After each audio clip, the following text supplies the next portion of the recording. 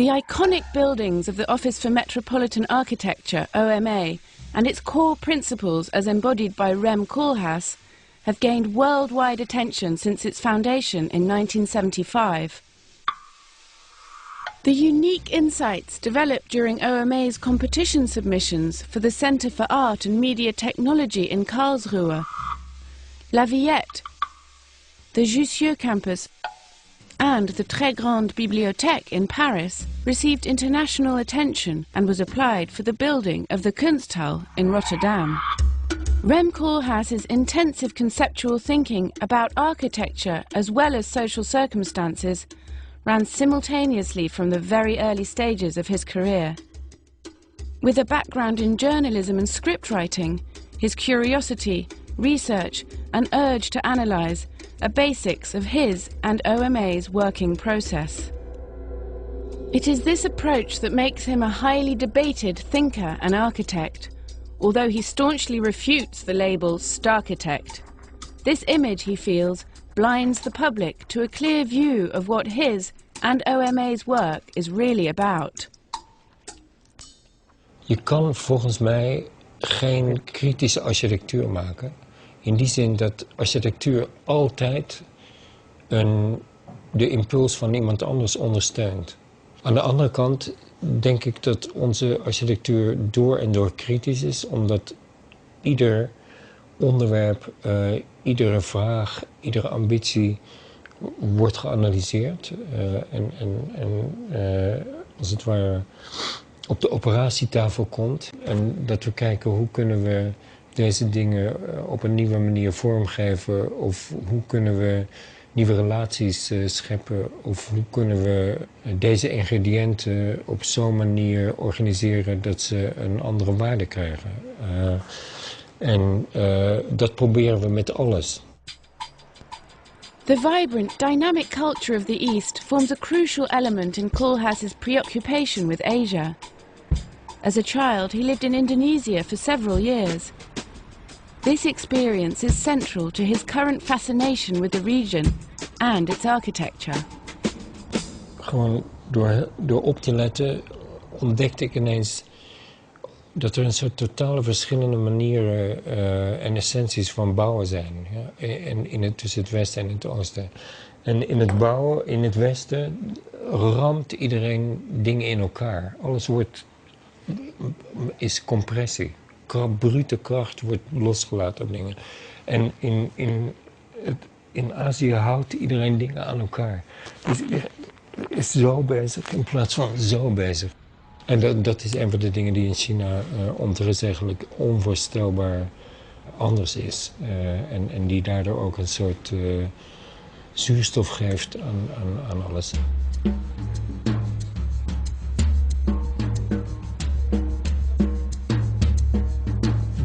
Van CCTV vind ik uiteindelijk de grootste kwaliteit dat het in een stad waar veel beheerst wordt en veel formeel is aangelegd en de identiteiten heel duidelijk zijn, een geheel is wat een voortdurend wisselende kwaliteit heeft. Soms ziet het er sterk uit, soms zwak, soms groot, soms klein.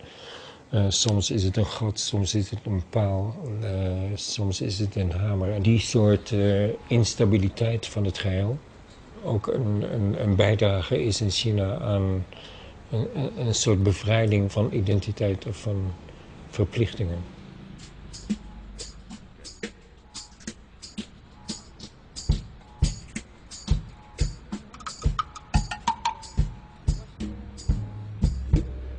Eisen worden overal gesteld en eigenlijk overal met dezelfde mate van dwingendheid. Er is overal veiligheid, overal klimaat, overal geld, overal natuurlijk hele precieze eisen die meestal tot op de laatste vierkante meter beschreven worden van hoe groot, hoeveel mensen. En dat zijn allemaal eisen waar je nooit iets aan kan doen en meestal ook niet iets tegen wil doen. Het is meer dat we proberen te kijken wat kunnen we met deze eisen doen. En dan telt natuurlijk inderdaad enorm wat iedere context te bieden heeft aan potentieel, aan cultureel potentieel. Of aan traditie, of aan lust tot experimenteren. En aan vitaliteit. En wat de accenten in een specifieke cultuur zijn waarin je jezelf ook kan vinden en waar je zelf iets mee kan doen.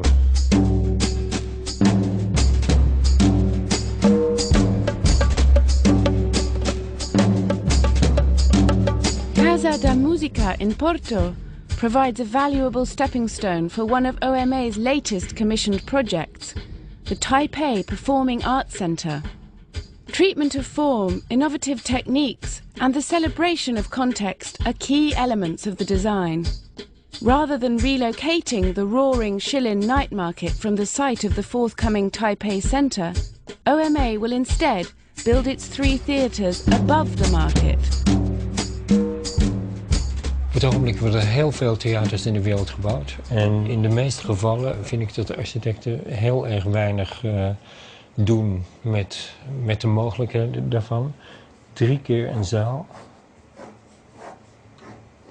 En dan een soort lobby's ertussen.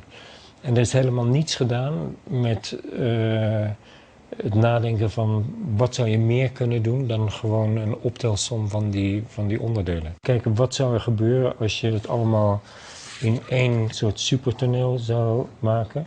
Met een zaal hier, een zaal daar en een zaal hier. Dat je dingen zou kunnen maken die weliswaar gescheiden zijn, maar die ook gekoppeld kunnen worden.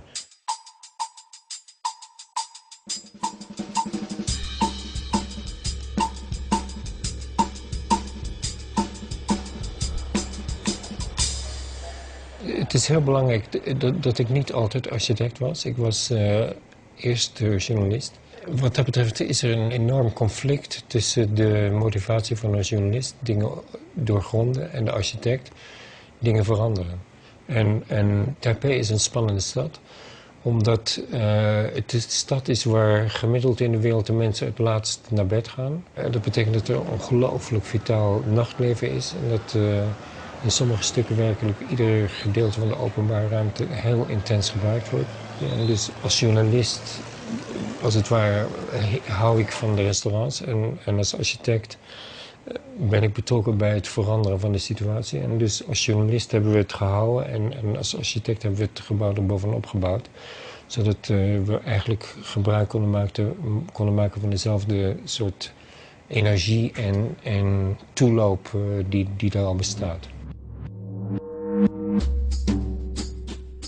Koolhaas's seminal 1978 book, Delirious New York, a retroactive manifesto, explores the culture of congestion in the big city.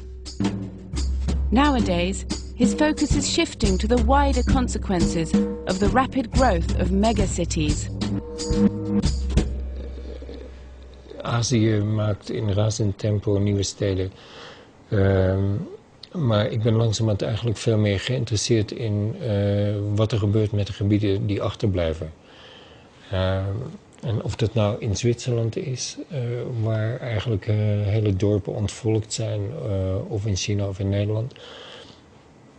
Ik denk dat dat de volgende cruciale gebieden zullen zijn. Dus dat vind ik op dit moment spannender en daar ben ik op dit moment meer mee bezig. En daar moet ik zeggen dat Delirious New York maar geen enkele handvat voor gegeven heeft.